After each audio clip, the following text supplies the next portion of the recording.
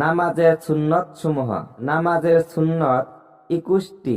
আজান দেওয়া, জামাতের সাথে নামাজ পড়া, কাতার সোজা রাখা, পুরুষ তাকবীর বলে দুহাত কর্ণমূল পর্যন্ত উঠানো ও স্ত্রীলোক দুহাত কাঁধ বরাবর উঠানো, ইমামের শব্দ করে তাকবীর বলা, মুক্তাদি ও স্ত্রীলোকের মনে মনে বলা।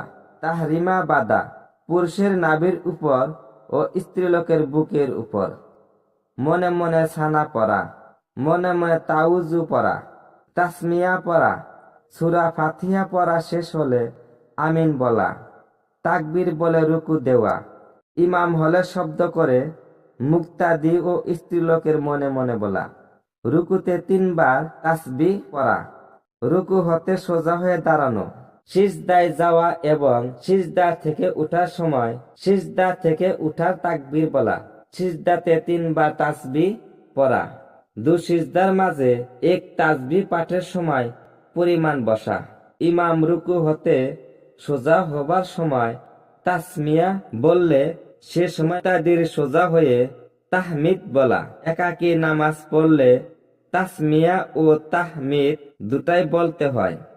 বৈঠকে পুরুষের নিয়ম বাম পা বিছিয়ে ডান পায়ের আঙ্গুলির উপর ভর করে বাম উরুর উপর বসা ও স্ত্রীলোকের জন্য ডান দিকে 2 পা বের করে বাম জানুর উপর বসা। তারপর 2 হাতের আঙ্গুলি কাবামুখী করে হাঁটুর উপর রাখা।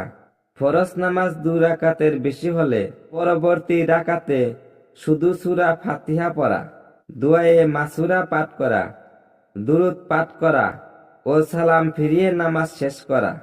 নামাজের সুন্নত সমূহ ত্যাগ করলে নামাজ হয়ে যায় কিন্তু গুনাহগার হতে হয়।